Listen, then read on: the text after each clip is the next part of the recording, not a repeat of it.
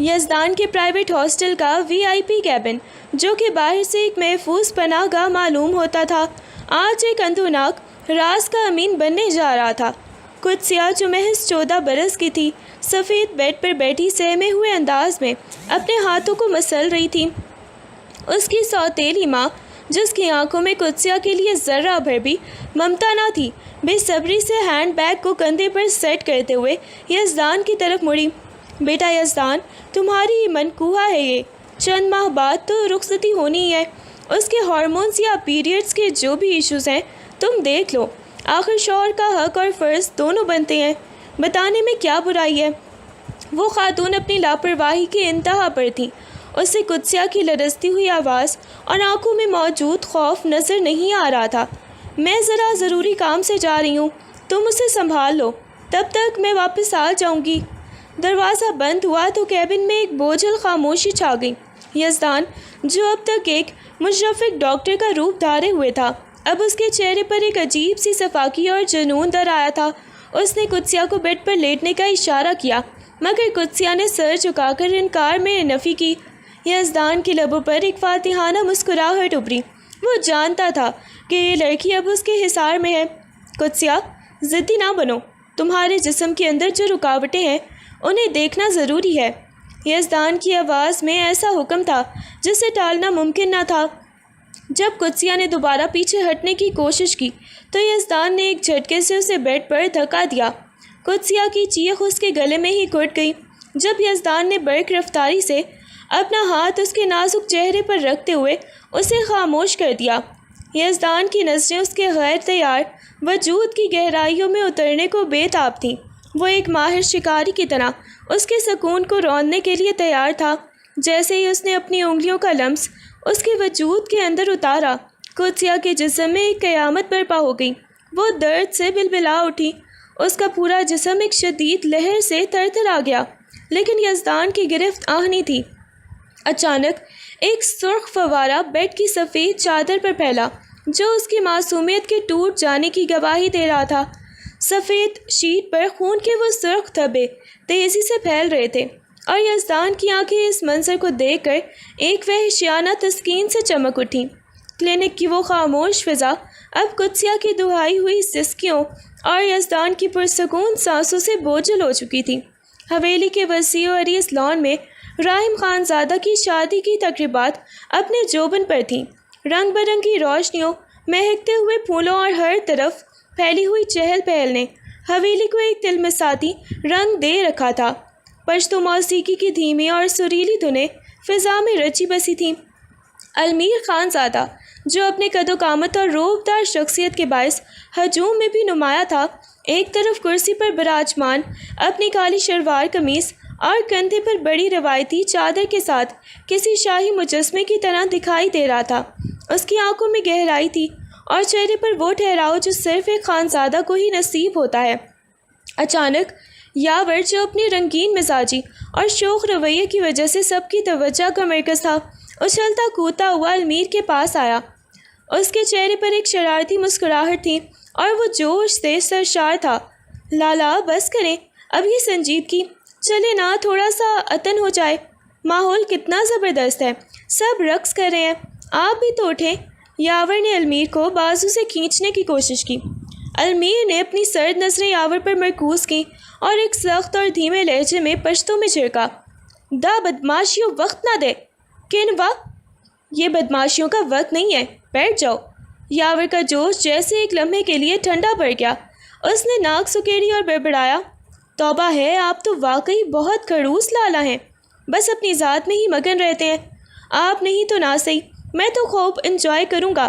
وہ ایک بار پھر رقص کرتے ہوئے ہجوم میں شامل ہو گیا۔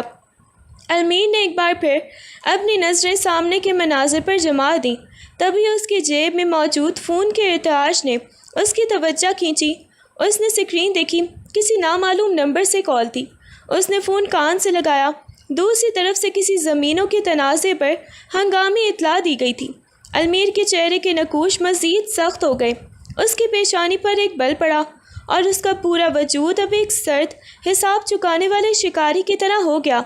دوپہر کا وقت تھا، ولیمے کی تقریبات اپنے اختتام کو پہنچ چکی تھیں۔ حویلی میں اب تھکن اور خوشی کا ایک ملا جلا سا سما تھا۔ راحم خانزادہ کی دلہن گل مینا بھاری بھرکم عروسی لباس اور سنہری زیورات میں لتی ہوئی تھی۔ اس کا گھونگھٹ اتنا گہرا تھا کہ چہرے کا کوئی نقش تک دکھائی نہیں دے رہا تھا۔ وہ تھکن سے چور تھی اور اس کی سست پڑتی ہوئی چال اس بات کا ثبوت تھی کہ اب اسے آرام کی ضرورت ہے۔ عورتوں کی طرف سے سرگوشیاں شروع ہوئیں۔ گل مینا بی بی تھک گئی ہوں گی، اب انہیں کمرے میں پہنچا دینا چاہیے۔ بڑی بی بی کے اشارے پر گل مینا کو سہارا دے کر شاہی کمرے کی طرف لے جایا گیا۔ کمرے کا دروازہ بند ہوتے ہی باہر راہداری میں رونق بڑھ گئی۔ راحم خانزادہ بھی اپنی دلہن کے پاس جانے ہی والا تھا کہ اس کے دوستوں اور کزنس نے اسے گھیر لیا۔ یہ جان بوجھ کر کیا گیا تھا تاکہ راحم کو دلہن کے پاس جانے سے روکا جا سکے اور اسے گپ شپ اور مزاح میں الجھایا جائے۔ اوئے راحم، کہاں بھاگے جا رہے ہو؟ ابھی تو رات باقی ہے، تھوڑی دیر ہمارے ساتھ تو بیٹھو۔ ایک دوست نے کہکا لگاتے ہوئے اس کا راستہ روک لیا۔ راحم نے کرتے ہوئے اپنے دوستوں کی طرف دیکھا۔ ہٹو سامنے سے، تم لوگوں کو کیا ضرورت ہے میری اتنی فکر کرنے کی؟ فکر نہیں، محبت ہے۔ دوسرے نے اسے کندھے سے پکڑ کر اپنی طرف کھینچ لیا۔ وہ سب اسے زبردستی حویلی کے بیرونی برآمدے کی طرف لے گئے جہاں کہکے اور مذاق زاد جاری تھا۔ ادھر کمرے کے اندر گل مینا ایک دم تنہا رہ گئی۔ کمرے کی خاموشی میں اس کے زیوروں کی چھن چھن اور اس کی تیز ہوتی ہوئی دھڑکنوں کے سوا کچھ سنائی نہیں دے رہا تھا۔ وہ گھونگھٹ میں چھپی ہوئی اپنی نئی زندگی کے اس پہلے لمحے کا انتظار کر رہی تھی جبکہ باہر راحم خانزادہ اپنے دوستوں کے نرغے میں پھنسا اپنی قسمت کو کوس رہا تھا۔ کافی وقت گزر چکا تھا۔ باہر سے دوستوں کی آوازیں، کہکہے اور موسیقی کی گونج اب بہت دھیمی پڑ چکی تھی۔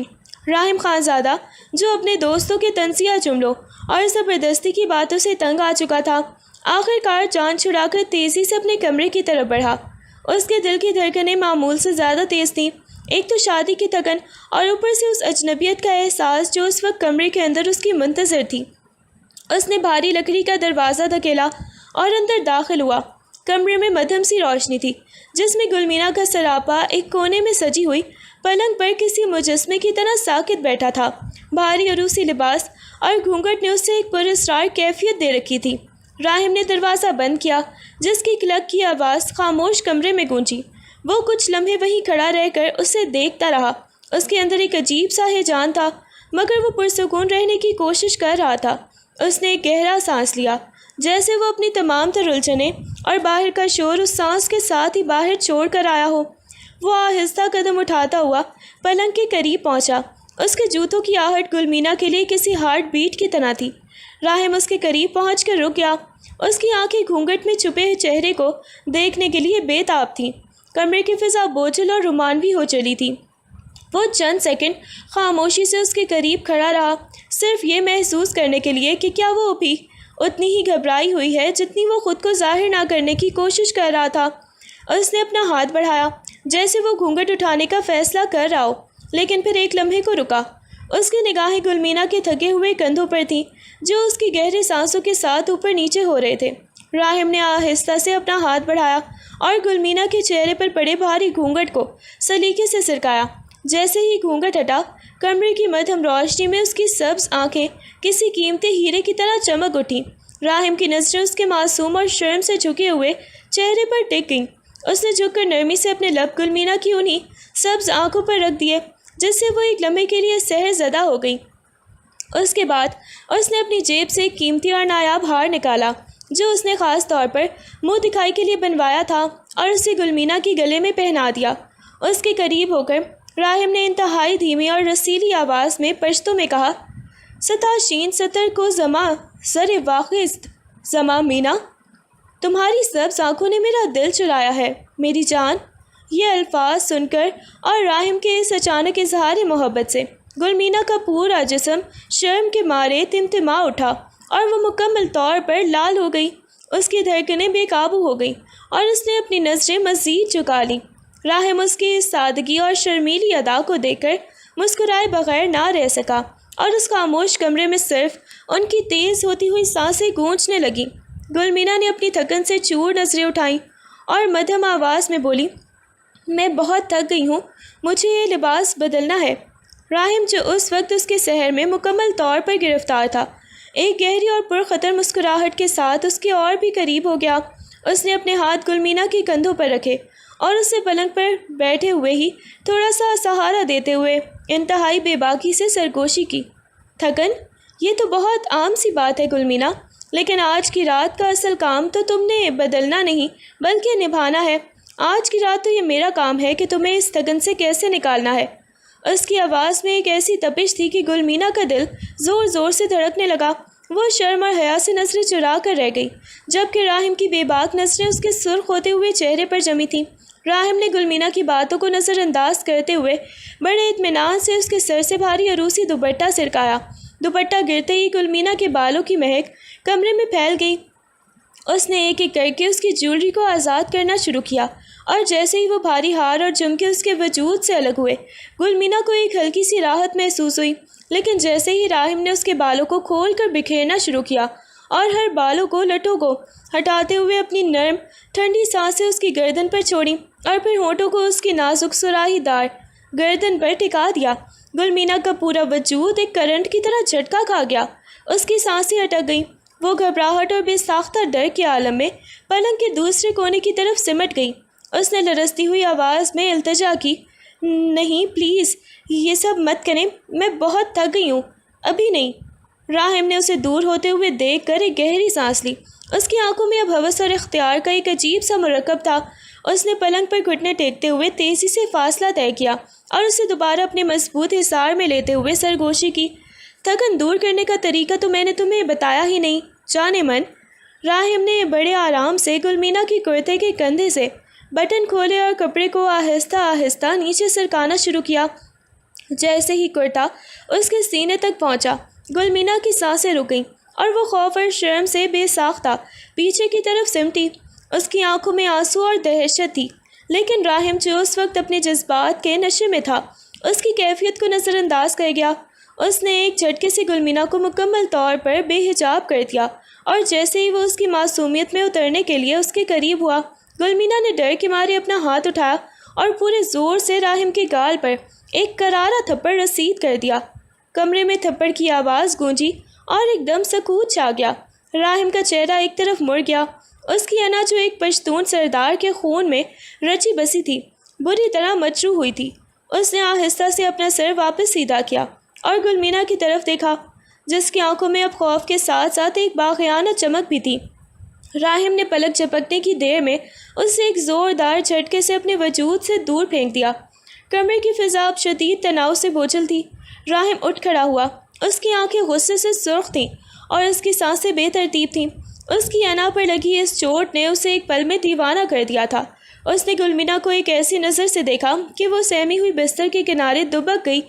رات کے 2 بج رہے تھے۔ کمرے میں مطالعہ ٹیبل پر پڑی ایک چھوٹی سی لیمپ کی روشنی قدسیہ کی 9ویں جماعت کے نوٹس پر پڑ رہی تھی۔ وہ اپنے پیپر کی تیاری میں اتنی مگن تھی کہ اسے وقت کا اندازہ ہی نہ ہوا۔ وہ کسی بھی لمحے امتحان کے دباؤ اور کتابوں کے درمیان گم تھی کہ اچانک کمرے کا بھاری دروازہ کسی کے دستک دیے بغیر زور سے کھلا۔ قدسیہ نے چونک کر دیکھا تو اس کی سانسیں ایک لمحے کو تھم گئیں۔ سامنے یزدان کھڑا تھا، جس کے چہرے پر اس وقت ایک عجیب، غیر متوقع اور ہوس بھری مسکراہٹ تھی۔ قدسیہ کے ہاتھ پیر ٹھنڈے پڑ گئے۔ اس نے جلدی سے اپنے کندھوں پر سے سرکتا دوپٹہ سنبھالنا چاہا اور خود کو سمیٹنے کی کوشش کی۔ یزدان جو اس کی بوکھلاہٹ کو غور سے دیکھ رہا تھا، آہستہ آہستہ کمرے کے اندر داخل ہوا اور دروازہ اپنے پیچھے سے بند کر دیا۔ اس کے قدموں کی آہٹ قدسیہ کے دل پر ہتھوڑے کی طرح لگ رہی تھی۔ پڑھائی ہو رہی ہے یا شوہر کے انتظار میں وقت گزار رہی ہو؟ یزدان کی آواز میں ایک ایسا کرخت پن تھا جو قدسیہ کو اندر تک لرزا گیا۔ جب قدسیہ نے لرزتے ہاتھوں سے دوپٹہ درست کرنا چاہا تو یزدان نے طنزیہ انداز میں قہقہ لگایا۔ وہ قدسیہ کے اتنے قریب آ گیا کہ اس کی گرم سانسیں قدسیہ کے چہرے کو چھونے لگیں۔ اس نے جھک کر قدسیہ کے کان کے پاس سرگوشی کی، جس سے قدسیہ کے جسم میں کرنٹ سا دوڑ گیا۔ شوہر سے کیسا پردہ قدسیہ؟ نکاح تو کب کا ہو چکا ہے۔ رہی بات رخصتی کی تو وہ بھی بہت جلد ہو ہی جائے گی۔ اب اس رسمی پردے کی ضرورت نہیں، کیونکہ تم اب صرف میری ملکیت ہو۔ یزدان کی آنکھوں میں ایک ایسی وحشت اور عجیب سی چمک تھی کہ قدسیہ کی آنکھوں میں آنسو بھی آ گئے۔ وہ نہ تو کچھ کہہ پا رہی تھی اور نہ ہی وہاں سے اٹھنے کی ہمت کر رہی تھی۔ یزدان کی نظریں اس کے معصوم چہرے پر ایسے جمی تھیں جیسے کوئی شکاری اپنے شکار کو ہر زاویے سے دیکھ رہا ہو۔ یزدان نے اپنی جگہ سے ہلنے کا نام تک نہیں لیا۔ اس نے قدسیہ کے ڈیسک کو ایک طرف دھکیلا اور کرسی کو اپنی طرف گھسیٹتے ہوئے اسے بازو سے پکڑ کر کھڑا کیا۔ قدسیہ کی ہڈیاں یزدان کی آہنی گرفت سے دکھنے لگیں۔ وہ اسے زبردستی کھینچ کر کرسی پر بیٹھ گیا اور قدسیہ کو گود میں بٹھا لیا۔ آؤ میں پڑھاتا ہوں تمہیں۔ یزدان کی آواز میں ایک ایسی کرخدگی تھی جو قدسیہ کے لیے حکم عدولی کی کوئی گنجائش نہیں چھوڑ رہی تھی۔ قدسیہ کا پورا وجود لرز رہا تھا۔ وہ اپنے آپ کو اس کے مضبوط حصار سے چھڑانے کی کوشش کر رہی تھی، مگر یزدان کے بازو اس کے گرد کسی زنجیر کی طرح لپٹے ہوئے تھے۔ اس کا اپنا بوجھ، یزدان کا قریب ترین لمس اور اس کی گرم سانسیں قدسیہ کو اندر سے توڑ رہی تھیں۔ وہ اس کے سینے سے ٹیک لگائے سہم کر بیٹھی تھی اور اس کا دل اس کے سینے میں کسی پرندے کی طرح پھڑپھڑا رہا تھا۔ اسے یزدان کا یہ قریب آنا، یہ زبردستی کی قربت اور اس کی وحشیانہ نظریں کسی زہر کی طرح محسوس ہو رہی تھیں۔ وہ اندر ہی اندر سسک رہی تھی، اسے گھن محسوس ہو رہی تھی، مگر یزدان اس کی ان خاموش چیخوں سے مکمل لا تعلق تھا۔ اس نے ایک ہاتھ کتاب پر رکھا اور دوسرا ہاتھ قدسیہ کی کمر پر مضبوطی سے جمائے رکھا، جیسے اسے کہیں بھاگنے کا موقع ہی نہ ملے۔ اس نے کتاب کا ورق پلٹا، لیکن قدسیہ کی نظر کتاب کے الفاظ پر نہیں بلکہ یزدان کے ان ہاتھوں پر تھیں جو اسے اس کی مرضی کے خلاف جکڑے ہوئے تھے۔ وہ اس وقت صرف اور صرف خوف کے ایک ایسے سمندر میں ڈوب رہی تھی جہاں سے نکلنے کا کوئی راستہ اسے دکھائی نہیں دے رہا تھا۔ قدسیہ کی آنکھوں سے آنسوؤں کی لڑی بہہ نکلی جو اس کے گالوں کو بھگوتی ہوئی نیچے گرنے لگی۔ اس نے کانپتی ہوئی آواز میں التجا کی، پلیز آپ جائیں، میں خود پڑھ لوں گی، مجھے پریشانی ہو رہی ہے۔ یزدان جو اسے اپنی گرفت میں جکڑے ہوئے تھا، اس کی ان التجا بھری باتوں پر محض ایک ظالمانہ مسکراہٹ کے ساتھ ہنسا۔ اس نے جھک کر قدسیہ کے کان کی لو کو اپنے دانتوں کے درمیان لیا اور اسے اتنی شدت سے کاٹا کہ قدسیہ کی چیخ نکلتے نکلتے رہ گئی۔ دور مت بھاگا کرو قدسیہ۔ اس کی آواز میں ایک گہرا وحشیانہ جنون تھا جو کمرے کی فضا کو بوچھل کر رہا تھا۔ تم میرا جنون ہو، میری ملکیت ہو، میرا دل ایک پل کے لیے بھی نہیں کرتا کہ تم مجھ سے دور جاؤ۔ اس نے اپنی گرفت مزید مضبوط کر لی۔ یزدان نے قدسیہ کو اپنے سینے کے ساتھ اتنی سختی سے دبایا کہ اس کی پشت یزدان کے سینے میں دھس گئی۔ وہ اسے اپنی مضبوط بازوؤں میں قید کیے ہوئے تھا، جبکہ قدسیہ کا پورا وجود اس قربت کے بوجھ تلے دب کر رہ گیا تھا۔ وہ اس کے حصار میں ایک ایسی قیدی تھی جس کے پاس اب رونے کے سوا کوئی چارہ نہ تھا۔ اس کی ہچکیاں کمرے کی خاموشی کو چیر رہی تھی، لیکن یزدان کی گرفت میں نرمی آنے کا نام و نشان تک نہ تھا۔ وہ اس کے رونے کی آواز سن کر مزید پرسکون ہو رہا تھا، جیسے اس کا رونا ہی اس کے جنون کی خوراک ہو۔ قدسیہ کی چیخیں اور ہچکیاں ایک لمحے کے لیے رک گئیں جب اس نے یزدان کے ہاتھ پر زور سے دانت کاٹ دیے۔ یزدان نے ایک درد سے ایک دھمک سی بھری اور گرفت ڈھیلی کی، جس کا فائدہ اٹھا کر قدسیہ ایک جھٹکے سے خود کو چھڑا کر کمرے سے باہر بھاگی۔ اس کے قدموں کی چاہ پر بکھرے ہوئے بال اس کی حالت زار کی گواہی دے رہے تھے۔ وہ سیدھی اپنی سوتیلی ماں کے کمرے کی طرف لپکی، کیونکہ اسے معلوم تھا کہ اس کے بابا آج گھر پر نہیں ہیں اور شہر سے باہر گئے ہوئے ہیں۔ وہ ہانپتی ہوئی روتی بلکتی ماں کے کمرے میں داخل ہوئی۔ اس کا چہرہ آنسوؤں سے بھیگا ہوا تھا۔ پیچھے سے یزدان بھی اطمینان سے چلتا ہوا وہاں پہنچ گیا۔ قدسیہ نے اپنی سوتیلی ماں کو دیکھتے ہی لپٹ کر رونا شروع کر دیا۔ چھوٹی ماما پلیز، یہ اچھے نہیں ہیں، وہ مجھے پڑھانے کے بہانے تکلیف دے رہے تھے، وہ وحشی ہیں۔ یزدان نے کمرے کے دروازے پر کھڑے ہو کر اپنے ہاتھ پر لگے دانتوں کے نشان کو دیکھا جہاں ہلکا سا خون رس رہا تھا۔ اس نے ایک پرسکون اور تنزیہ مسکراہٹ کے ساتھ قدسیہ کی سوتیلی ماں کی طرف دیکھا۔ خالہ جان، آپ کی بیٹی کی بدتمیزی تو دیکھیں، یزدان نے شکایت کا لبادہ اوڑھتے ہوئے کہا۔ میں تو اسے پڑھانے گیا تھا کہ پیپر کی تیاری کر سکے، مگر دیکھیے اس نے مجھے کاٹ لیا۔ ایسی بدتمیز بیوی تو کسی دشمن کو بھی نہ ملے۔ قدسیہ کی سوتیلی ماں جو پہلے ہی اپنی سہولتوں اور یزدان کی حیثیت کی گرویدہ تھی، اس نے قدسیہ کا دکھ اور اس کی چیخیں سننے کے بجائے یزدان کی بات پر یقین کرنا بہتر سمجھا۔ اس نے ایک لمحہ ضائع کیے بغیر قدسیہ کو اپنے سے الگ کیا اور پورے زور سے قدسیہ کی گال پر ایک تماچا رسید کر دیا۔ بدتمیز لڑکی، تمہاری اتنی ہمت کہ اپنے شوہر پر ہاتھ اٹھاؤ۔ وہ غصے سے چیخیں۔ اس کی آنکھوں میں قدسیہ کے لیے ذرا برابر ہمدردی نہیں تھی۔ تہذیب سیکھو، یزدان جیسے شوہر کی عزت کرنا سیکھو۔ جاؤ ابھی جا کر معافی مانگو اس سے۔ قدسیہ کا چہرہ تماچے کی وجہ سے ایک طرف مڑ گیا اور اسے اپنے کانوں میں ایک گونج سنائی دی۔ وہ سکتے کے عالم میں اپنی ماں کو دیکھتی رہی جس کی بے حسی نے اسے یزدان کے پنجوں میں مزید دھکیل دیا تھا۔ یزدان یہ سارا منظر دیکھ کر فاتحانہ مسکرایا اور قدسیہ کی طرف ایسے دیکھا جیسے کوئی شکاری اپنے شکار کو مزید لاچار دیکھ کر لطف اندوز ہو رہا ہو۔ ماں کے ہاتھ کا وہ تماچا قدسیہ کے دل پر لگا تھا۔ وہ وہاں ایک پل بھی نہیں رک سکی۔ اپنی تذلیل اور خوف سے فرار حاصل کرنے کے لیے وہ پاگلوں کی طرح بھاگی اور اپنے کمرے میں داخل ہوتے ہی اس نے ایک ایک کر کے تمام دروازوں کی چٹخنی چڑھا دی، کھڑکیوں کے کواڑ بھی زور سے بند کر کے ان کی کنڈیاں چڑھا دیں، جیسے وہ دنیا سے خود کو ہمیشہ کے لیے الگ کر لینا چاہتی ہوں۔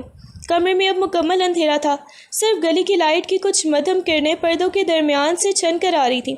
وہ بھاگتے ہوئے پلنگ کے نیچے جا گھسی۔ وہاں فرش پر بیٹھ کر اس نے اپنے دونوں گھٹنوں کو سینے سے لگایا اور سر کو ان کے درمیان چھپا لیا۔ وہ اندر تک ٹوٹ چکی تھی، اس کی سسکیاں کمرے کی خاموشی میں گونج رہی تھیں۔ وہ خوف زدہ تھی، اس کا پورا جسم کانپ رہا تھا۔ وہ یزدان کے اس وحشیانہ رویہ اور اپنی ماں کی سنگ دلی کے درمیان بری طرح پس کر رہ گئی تھی۔ وہ پلنگ کے نیچے دبکی اپنی ہچکیاں ضبط کرنے کی ناکام کوشش کر رہی تھی، جبکہ اس کے ذہن میں یزدان کی وہ ہستی ہوئی شکل اور ماں کا وہ وحشیانہ تماچا بار بار گردش کر رہا تھا۔ اس لمحے وہ خود کو پوری دنیا میں سب سے زیادہ تنہا اور لاوارث محسوس کر رہی تھی۔ پلنگ کے نیچے دبکی تاریکی میں لپٹی ہوئی قدسیہ کے آنسو تھمنے کا نام نہیں لے رہے تھے۔ وہ اپنے دونوں ہاتھوں سے اپنے چہرے کو چھپائے ہوئے تھی، جیسے وہ کسی کو اپنی یہ حالت دکھانا نہیں چاہتی تھی۔ اس کی سانسیں ہچکیوں کے ساتھ ٹوٹ کوٹ کر باہر نکل رہی تھی۔ اس نے اپنے رب کے حضور ہاتھ پھیلا دیے اور کپ کپاتی ہوئی آواز میں دعا مانگنے لگی۔ یا اللہ، اے میرے اللہ، کوئی تو ہو جو مجھے اس قید سے، اس اذیت سے نکال دے۔ میری مدد فرما، مجھے یہاں سے کہیں دور لے جا۔ وہ سسکیاں بھرتے ہوئے خود سے بڑبڑانے لگی۔ میں مزید یہ سب برداشت نہیں کر سکتی۔ یہ لوگ، یہ زندگی مجھے ختم کر دیں گے۔ اللہ جی، مجھے اٹھا لیں، میں مر جانا چاہتی ہوں۔ اس سے بہتر ہے کہ میں مٹی تلے سو جاؤں، جہاں کوئی یزدان، کوئی خوف یا کوئی بھی تکلیف نہ ہو۔ مجھے یہاں سے رہائی دے دیں، بس مجھے رہائی دے دیں۔ اس کی دعائیں اس کے اپنے دکھوں کے بوجھ تلے دب کر رہ گئیں۔ وہ پلنگ کے نیچے سکڑی ہوئی ٹھنڈے فرش پر بیٹھ کر مسلسل رو رہی تھی، جبکہ کمرے کے باہر یزدان کے قدموں کی چاپ اور دروازے پر دستک کا انتظار اسے مزید کسی خوفناک انجام کی طرف دھکیل رہا تھا۔ اس کا وجود جو ابھی کچی عمر کی دہلیز پر تھا، اب ایک ایسی جنگ لڑ رہا تھا جس کا کوئی اختتام اسے نظر نہیں آ رہا تھا۔ حویلی کا دیوان خانہ اس وقت بارود کی بو اور المیر خانزادہ کے غصے سے دہک رہا تھا۔ زمینوں کے تنازع کی رپورٹ لے کر آنے والا ملازم سر جھکائے المیر کے سامنے کھڑا تھا۔ المیر کی پیشانی پر ابھرتی ہوئی رگیں اس کے اندر مچنے والے طوفان کا پتہ دے رہی تھیں۔ بڑے سائیں، حیات خان باز نہیں آ رہا۔ آج بھی اس کے آدمیوں نے ہماری فصلوں کو آگ لگائی اور ہمارے بندوں پر سیدھی گولیاں چلائی ہیں۔ وہ اب کھلے عام آپ کی طاقت کو للکار رہا ہے۔ ملازم کی آواز میں لرزش تھی۔ ملازم نے کچھ توقف کیا، المیر کی آنکھوں میں جھانکا اور پھر خطرناک مشورہ دے دیا۔ سائیں، اسے نپٹنے کا اب ایک ہی طریقہ بچا ہے۔ اس کی سب سے بڑی کمزوری اس کی بیٹی قدسیہ ہے۔ اگر آپ اسے اٹھا کر نکاح کر لیں تو حیات خان کی کمر ٹوٹ جائے گی اور وہ خود چل کر آپ کے قدموں میں آئے گا۔ یہ بدلہ بھی ہوگا اور اس کی جرت کا جواب بھی۔ کمرے میں ایک لمحے کے لیے ایسی خاموشی چھا گئی جیسے وقت تھم گیا ہو۔ المیر نے آہستہ سے اپنا سر اٹھایا اور ملازم کو ایسی نظروں سے گھورا کہ بیچارہ ملازم پسینے میں شرابور ہو گیا۔ المیر کی آنکھوں میں آگ کے بجائے ایک ٹھنڈی پروقار نفرت تھی۔ وہ اپنی کرسی سے اٹھ کھڑا ہوا۔ اس کا قد اور روب دیوان خانے کے ہر کونے میں پھیل رہا تھا۔ اس نے سرد لہجے میں کہا، خان زادہ ہوں میں، کوئی راہزن نہیں جو عورتوں کی آڑ لے کر اپنی جنگ جیتوں۔ المیر نے ملازم کی طرف ایک قدم بڑھایا۔ اس کی آواز میں ایسی گونج تھی جس سے دیواریں کانپ گئیں۔ عورتوں کو اپنی لڑائیوں کے درمیان لانا میری غیرت کے خلاف ہے۔ حیات خان میرا دشمن ہے۔ میں اسے اس کے مردوں کے ذریعے سبق سکھاؤں گا، اس کی بیٹی کے ذریعے۔ کچھ اور سوچو، کوئی اور طریقہ نکالو۔ اگر اگلی بار ایسی گری ہوئی بات زبان پر آئی تو یہ حویلی تمہارے لیے تنگ ہو جائے گی۔ ملازم نے سر جھکا کر فوراً وہاں سے نکل جانے میں ہی عافیت سمجھی، جبکہ المیر کھڑکی کے پاس جا کھڑا ہوا اور دور اندھیروں میں چھپی ہوئی حیات خان کی حویلی کی طرف دیکھتے ہوئے اپنے اگلے قدم کے بارے میں سوچنے لگا۔ المیر خانزادہ کا سراپا ایک ایسی تصویر تھا جسے دیکھ کر وقت کا پہیہ تھم جائے۔ حویلی کی سیڑھیاں چڑھتے ہوئے اس کی شخصیت کا روب و دبدبا کسی بادشاہ کی آمد کا اعلان کر رہا تھا۔ اس نے سفید رنگ کی نفیس اور کلف لگی شلوار قمیص زیب تن کر رکھی تھی جس پر ایک مہنگی اور بھاری کندھے پر پڑی روایتی چادر اس کی خانزادگی کے وقار کو 4 چاند لگا رہی تھی۔ اس کی جسامت کسی پہاڑ کی طرح چوڑی اور مضبوط تھی، جس میں مردانگی کی ایک ایسی کشش تھی جو دیکھنے والے کی سانسیں روک دے۔ اس کی سب سے بڑی طاقت اس کی آنکھوں تھی۔ وہ سیاہ نہیں بلکہ ایک پراسرار ہیزل گرے رنگت کی حامل تھی۔ ان گہری سرمئی آنکھوں میں سمندر کی گہرائی بھی تھی اور کسی شکاری کی سی چوکسی بھی۔ جب وہ کسی کو دیکھتا تو سامنے والا شخص خود کو بے نقاب محسوس کرتا۔ اس کے چہرے کے نقوش تراشیدہ تھے، جن پر سیاہ و سنہری رنگت کی ملی جلی گھنی داڑھی اور مونچھیں اس کے رعب میں مزید اضافہ کر رہی تھیں۔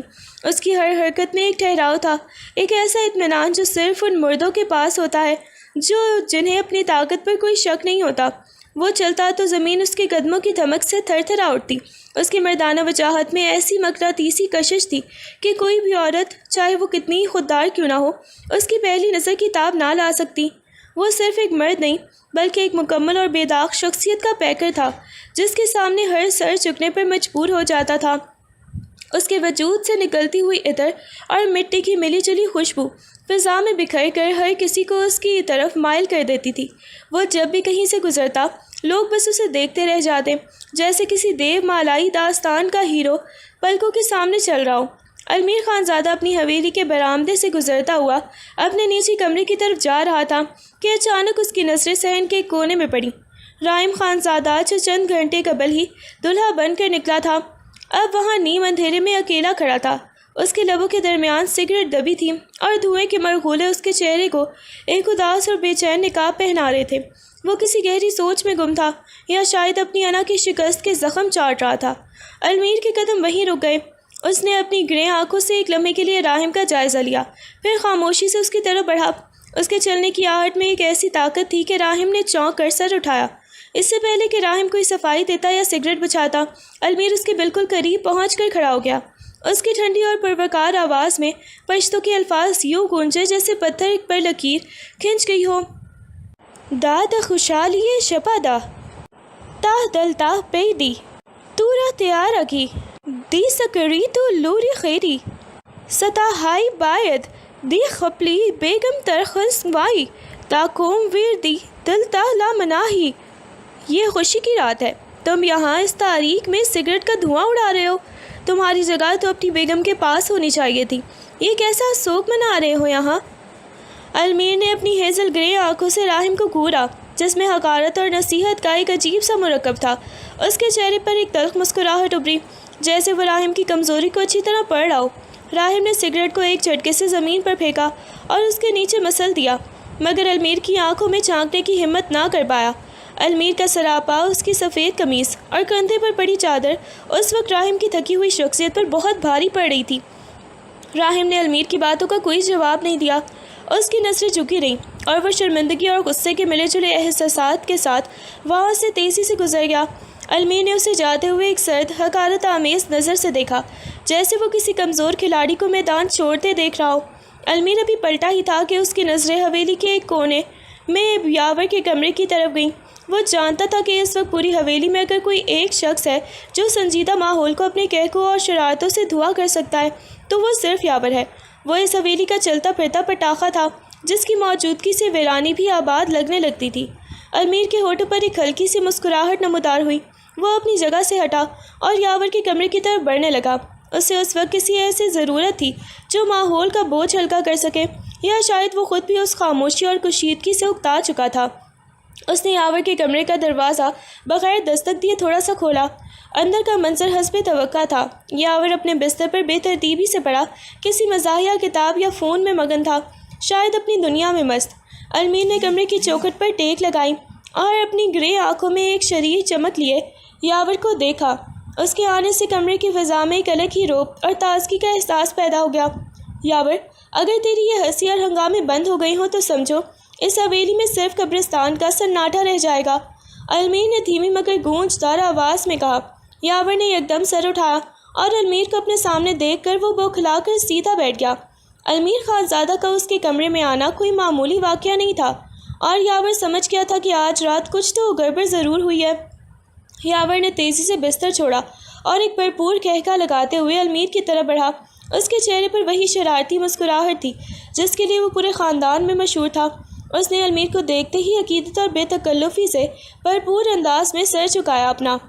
سرکار، آپ آ رہے تھے، بتاتے تو ہم اپنے اس غریب خانے کو پھولوں سے سجا دیتے، لالین روشن کر دیتے۔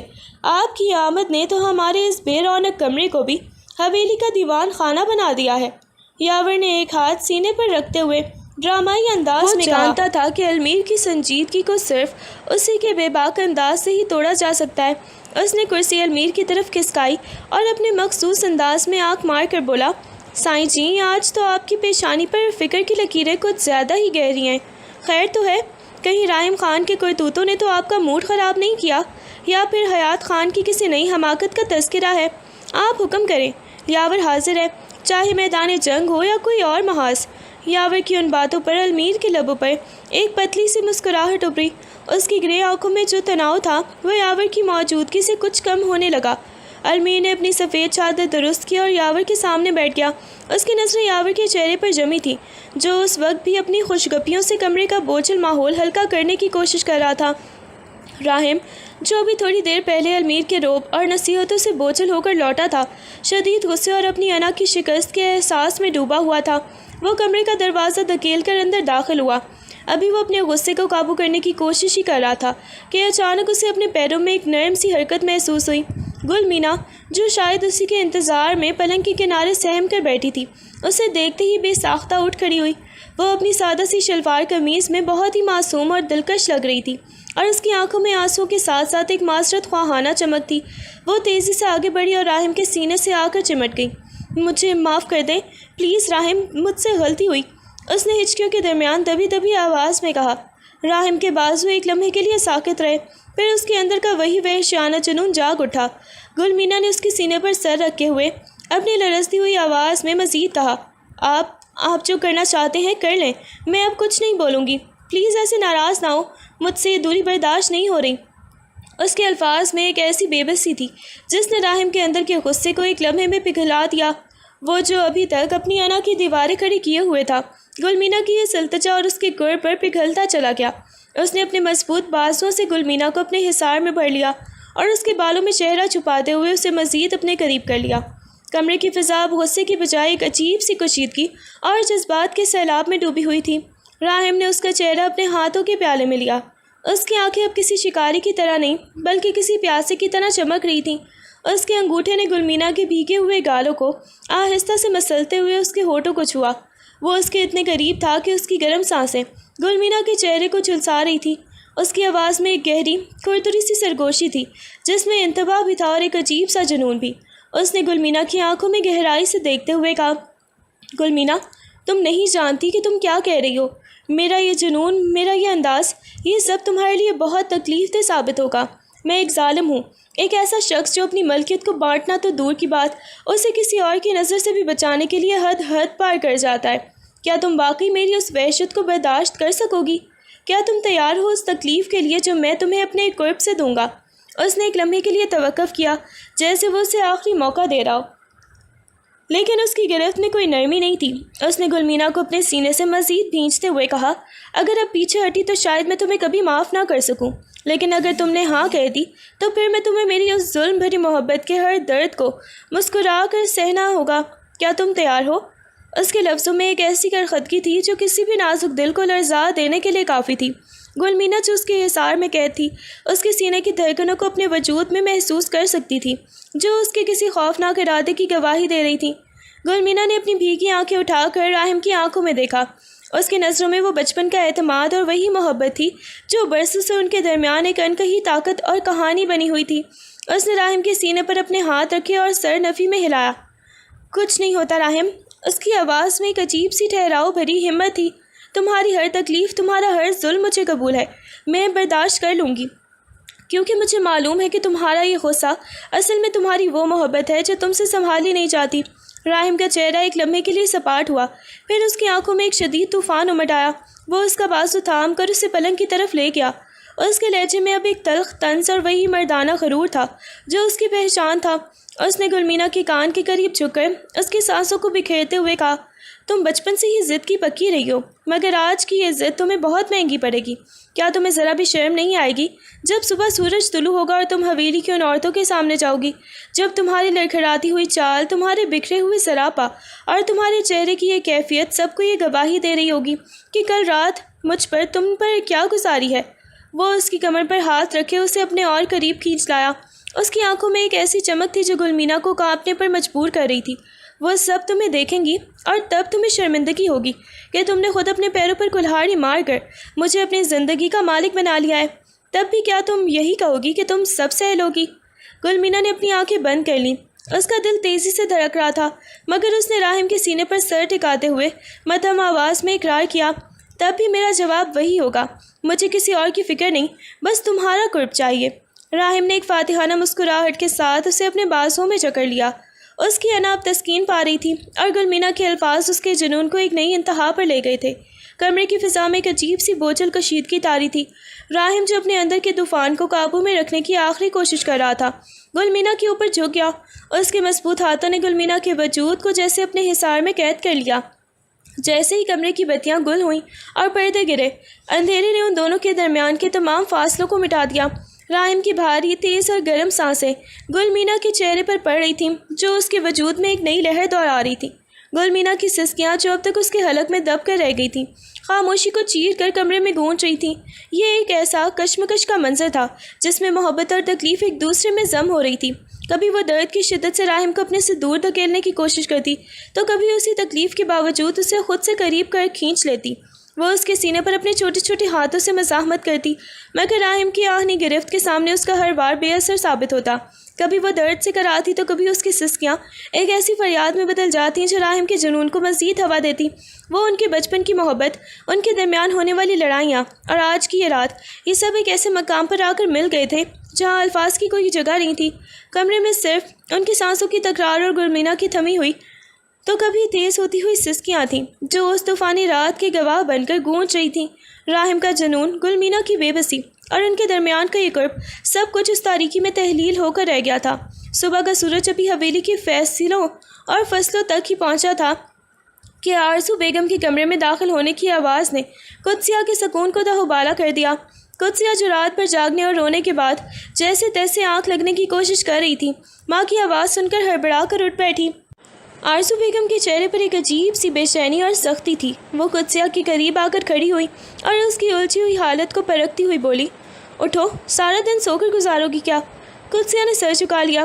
اس کے اندر اب بھی یزدان کی دی ہوئی اذیت کا خوف باقی تھا۔ آرزو بیگم نے اس کے قریب آ کر اس کے کندھے کو جھٹکا دیا اور بے مروتی سے پوچھا، ابھی تک تجھے پیریڈز نہیں ہوئے؟ کتنے دن اوپر ہو گئے ہیں؟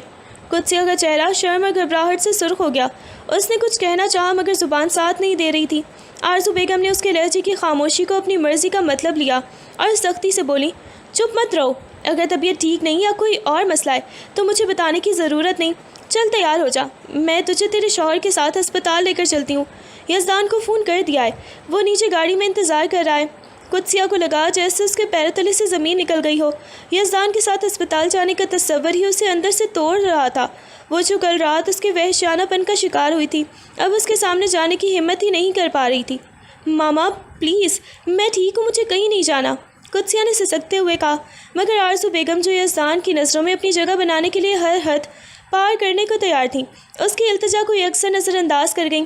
تیری مرضی کا یہاں کوئی سوال نہیں ہے، یزدان کو فکر ہے اور مجھے بھی، اگر کوئی بات ہے تو ڈاکٹر سے ہی پتہ چل جائے گا۔ اب وقت ضائع مت کر، جلدی سے تیار ہو کر باہر آ۔ آرزو بیگم کمرے سے باہر نکل گئیں، جبکہ قدسیہ بستر پر ساکت بیٹھی رہ گئی۔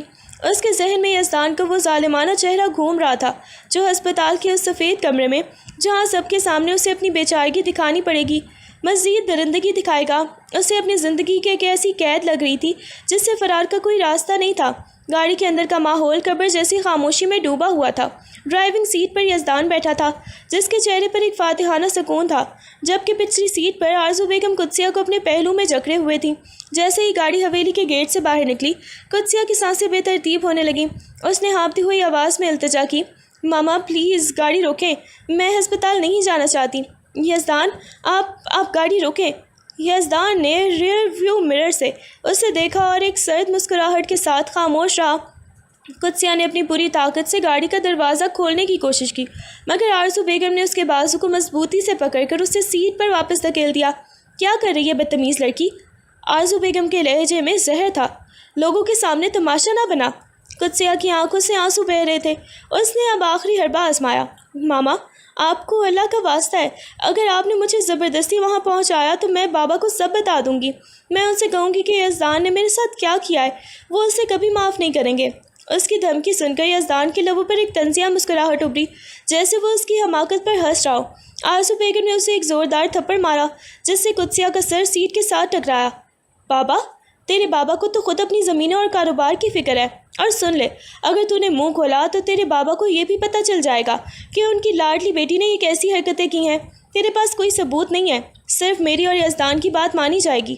آرزو بیگم نے اس کے بالوں کو مٹھی میں بھر کر سر پیچھے کی طرف کھینچا۔ خاموشی سے بیٹھ جا، اب تیری تقدیر یزدان کے ہاتھ میں ہے، اور ہم تجھے ہسپتال لے کر ہی رہیں گے، چاہے تجھے گھسیٹ کر ہی کیوں نہ لے جانا پڑے۔ قدسیہ نڈھال ہو کر سیٹ سے لگ گئی۔ اس کا پورا وجود کانپ رہا تھا۔ وہ گاڑی کی کھڑکی سے باہر گزرتے ہوئے مناظر کو دیکھ رہی تھی، جو اسے اپنی زندگی کی ہر دھندلے اور ویران محسوس ہو رہے تھے۔ یزدان کی آنکھوں میں جھانکتی ہوئی ظالمانہ چمک اسے بتا رہی تھی کہ ہسپتال پہنچنے کے بعد جو کچھ ہوگا وہ اس کی تمام امیدوں کا گلا گھونٹ دے گا۔ یزدان کی آنکھوں میں ایک درندہ صرف چمک تھی، جسے وہ ڈاکٹر ہونے کا روپ دے کر چھپانے کی ناکام کوشش کر رہا تھا۔ کمرے میں آرزو بیگم کے جانے کے بعد ایک سناٹا چھا گیا تھا، جس میں صرف قدسیہ کی لرزتی ہوئی سانسیں سنائی دے رہی تھیں۔ یزدان نے اپنے دستانے والی انگلیاں لہراتے ہوئے ایک سرد اور حاکمانہ لہجے میں کہا، اچھا تو آپ کو پیریڈز نہیں آ رہے، تو پھر دیکھنا پڑے گا کہ اندر سے کہاں رکاوٹ ہو رہی ہے۔ چپ چاپ بیڈ پر لیٹ جاؤ اور مجھے اپنا کام کرنے دو۔ قدسیہ کی آنکھوں میں وحشت تھی۔ وہ سہم کر پیچھے ہٹی۔ نہیں پلیز یزدان، مجھے نہیں کروانا، مجھے بہت تکلیف ہو رہی ہے، پہلے بھی آپ کے ہاتھوں۔ اس کی آواز حلق میں دب کے رہ گئی۔ یزدان نے اپنی جگہ سے اٹھ کر قدسیہ کی طرف ایک قدم بڑھایا۔ اس کی نگاہیں قدسیہ کی خاموش بے بسی پر جمی ہوئی تھیں۔ وہ اس کی منقوہ تھی اور یہی جواز یزدان کی ہر درندگی کو قانونی شکل دے رہا تھا۔ اس نے ایک جھپٹے میں قدسیہ کو اپنے قابو میں کیا اور اسے بیڈ پر دھکا دے دیا۔ قدسیہ نے چیخنے کی کوشش کی تو یزدان کا بھاری ہاتھ اس کے منہ پر آ کر جما، جس سے اس کی چیخیں اندر ہی گھٹ گئیں۔ وہ اپنی پوری طاقت سے اس پر جھکا۔ قدسیہ درد اور خوف سے بلک رہی تھی۔ اس کا جسم مزاحمت کر رہا تھا، مگر یزدان کا ہر عمل وحشت اور جنون سے بھرپور تھا۔ جیسے ہی یزدان نے اپنا عمل شروع کیا اور زبردستی کی، کمرے کی خاموشی کو قدسیہ کی ایک دبی ہوئی درد سے بھری کراہ نے چیر دیا۔ اچانک ایک سرخ فوارہ سا پھوٹ پڑا، جس نے سفید بیڈ شیٹ کو ایک ہی پل میں خون آلود کر دیا۔ خون کی وہ سرخ لکیریں جیسے سفید چادر پر کسی المیہ کی داستان لکھ رہی تھی۔ یزدان، جو اس وقت کسی اور ہی کیفیت میں تھا، اس منظر کو دیکھ کر ایک لمحے کے لیے ساکت ہوا، مگر اس کی آنکھوں میں ندامت کی بجائے ایک عجیب سی فاتحانہ مسکراہٹ تھی۔ قدسیہ کا جسم اس شدید درد اور صدمے کے بعد بستر پر ساکت ہو گیا تھا، اور کمرے کی فضا میں خون کی بو اور بے بسی کا ایک گھٹا ہوا احساس پھیل گیا تھا۔ یزدان کے چہرے پر ندامت کی ایک پرچھائی تک نہیں ابھری۔ وہ تو جیسے اسی لمحے کا منتظر تھا۔ اس نے بستر کی سفید چادر پر پھیلے ہوئے اس سرخ دھبے کو دیکھا، اور پھر اس کی نگاہیں قدسیہ کی بے جان، پسینے سے شرابور اور درد کی شدت سے نڈھال چہرے پر ٹک گئیں۔ اس نے ایک سرد قہقہ لگایا اور اپنے ہاتھ سے خون کو صاف کرنے کے بجائے بے دردی سے قدسیہ کے کپڑوں کو ایک طرف کیا۔ رکو، ابھی صاف کرتا ہوں یہ سب، وہ کرخت لہجے میں بولا۔ اس کی آواز میں وہ درندگی تھی جو کسی بھی انسان کو اور اس کی روح کو لرزا دے۔ لیکن اس سے پہلے، یہ تو تمہاری قسمت ہے کہ آج قدرت نے تمہیں میرے حوالے کر دیا ہے۔ یہ بہترین موقع ہے کہ تم سے وہ سب بدلے لینے کا جو تمہارے گھر والوں نے میرے غرور کو ٹھیس پہنچا کر لیے تھے۔ قدسیہ بستر پر کسی ٹوٹی ہوئی گڑیا کی طرح پڑی تھی۔ اس کا جسم سن ہو چکا تھا، اور اس کے حلق سے سسکیاں ابھی بھی باہر نہیں آ رہی تھیں۔ اس کی آنکھیں خالی چھت کو تک رہی تھیں، جیسے وہ اس دنیا سے کٹ کر کہیں بہت دور جا چکی ہو۔ یزدان اپنی جگہ سے ہٹا نہیں، بلکہ وہ دوبارہ اس پر جھک گیا۔ اس کے ہاتھ قدسیہ کی بے جان وجود پر رینگنے لگے۔ وہ اس کے قریب تر ہوتا گیا، اس کے ہونٹوں کے قریب اپنی سرد سانسیں چھوڑتے ہوئے۔ اس نے ایک بار پھر اپنی بربریت کا آغاز کرنے کے لیے اسے اپنے قابو میں کیا۔ کمرے میں صرف یزدان کی گہری اور بھاری ہوتی ہوئی سانسوں کی آواز تھی، اور قدسیہ کا ساکت بے حرکت وجود، جو اس درندگی کی تاب لانے کے قابل بھی نہیں رہا تھا۔